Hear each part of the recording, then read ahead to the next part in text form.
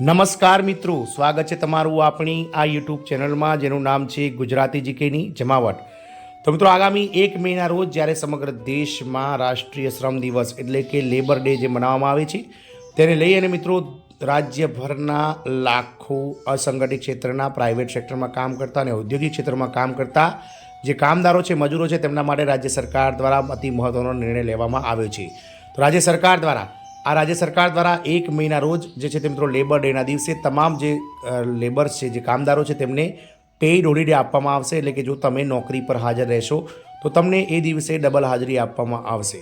જો તમે રજા રાખશો તો પણ તમને કંપનીઓ દ્વારા 1 મહિનો પગાર ભરીને આપવામાં આવશે। તેવો રાજ્ય સરકાર દ્વારા આ કામદારોના હિતમાં અતિ મહત્ત્વનો પરિપત્ર બહાર જાહેર કરવામાં આવ્યો છે। જાણીએ વિડીયોમાં વિગતવાર કે કઈ રાજ્ય સરકાર દ્વારા 1 મે લેબર ડેના દિવસે તમામ કામદારો જે લાખોની સંખ્યામાં છે રાજ્ય સરકારના અંતર્ગત તેમને પેઇડ હોલિડે આપવાનો અતિ મહત્ત્વનો નિર્ણય લેવામાં આવ્યો છે। તેને લઈ અને મિત્રો આજના વિડીયોમાં વિગતવાર ચર્ચા કરીએ। તો વિડીયોના અંત સુધી આ બન્યા રહો। જો આપ અમારી ચેનલમાં પહેલીવાર વિડીયો જોતા હોય, નવા હોય તો ચેનલને લાઇક, શેર, સબસ્ક્રાઇબ કરી બાજુમાં રહેલું બેલ આઇકોન દબાવવાનું ભૂલશો નહીં, જેથી કરીને ચેનલ પર મૂકવામાં આવતા આવા કામદારોને લગતા, મનરેગા કામદારોને લગતા તેમજ આંગણવાડી કર્મચારી, પેન્શનર્સ, મધ્યાહન ભોજન વગેરેના ન્યૂઝ તમને અમારા ચેનલના માધ્યમથી સરળતાથી ઉપલબ્ધ થઈ જાય। તો વાત કરીએ તો લાખો કામદારો માટે સારા સમાચાર છે। આ રાજ્ય સરકાર દ્વારા રાજ્યના સંગઠિત ક્ષેત્ર, ઔદ્યોગિક ક્ષેત્ર વગેરેમાં જે જોડાયેલા કામદારો છે તેમના માટે મોટી રાહત આપવામાં આવી છે।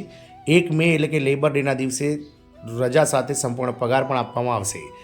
રજા સાથે પગાર, કામદારોના ચહેરા પર સ્મિત પાછું, શ્રમ વિભાગનો મોટો નિર્ણય। 1 મેના રોજ દરેક કામદારને ખાસ અધિકાર મળશે। વાત કરીશું મિત્રો રાષ્ટ્રીય મજૂર દિવસની રજા પર આ રાજસ્થાન સરકારનો અતિ મહત્વપૂર્ણ નિર્ણય છે। રાજસ્થાનના શ્રમ વિભાગે 1 મેના રોજ મજૂર દિવસ નિમિત્તે રાજ્યમાં પેઇડ રજા જાહેર કરી છે। રાજ્ય સરકાર દ્વારા શ્રમ કમિશનર પૂજા પાર્થાએ રાજ્યના તમામ ઔદ્યોગિક અને વાણિજ્યિક સંસ્થાઓના નોકરીદાતાઓ અને જાહેર ક્ષેત્રના ઉપક્રમોના સંચાલકોને તેમના મથકોમાં કામદારોને રજા આપવા અપીલ કરતો આદેશ જારી કર્યો છે। ઉપરાંત ખાતરી કરો કે આ દિવસ માટે કામદારોને સંપૂર્ણ વેતન ચૂકવવામાં આવે, જેથી તેઓ તેમના સાથીદારો અને પરિવારના સભ્યો સાથે આનંદથી મજૂર દિવસની ઉજવણી કરી શકે। શ્રમ કમિશનરે જણાવ્યું હતું કે સમાજ અને અર્થતંત્રના વિકાસમાં કામદારોનું યોગદાન મહત્વપૂર્ણ છે અને તેમને સન્માન આપવા માટે આવા પ્રયાસો ખૂબ જ જરૂરી છે। રાજસ્થાનના શ્રમ વિભાગે નોકરીદાતાઓને કામદારોના અધિકારોનો આદર કરતી વખતે આ નિર્ણયનું સંપૂર્ણપણે પાલન કરવા વિનંતી કરી છે। ઉપરાંત એ ખાતરી કરવાની પણ કહ્યું છે કે આ કર્મચારીઓ માટે જે છે તે મિત્રો રાજસ્થાન ફાઇનાન્સ કોર્પોરેશન દ્વારા 30 એપ્રિલના રોજ એક ઔદ્યોગિક શિબિરનું આયોજન કરવામાં આવ્યું છે।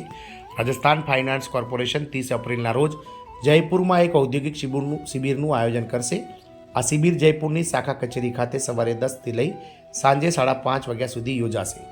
આ કેમ્પમાં લોન અરજી ફાઇલો તૈયાર કરવામાં આવશે અને સ્થળ પર જ સ્વીકાર કરવામાં આવશે। રાજસ્થાન ફાઇનાન્સ કોર્પોરેશને ઉદ્યોગ સાહસિકોને રાહત આપવા માટે તેની નીતિઓમાં સકારાત્મક ફેરફારો પણ કર્યા છે।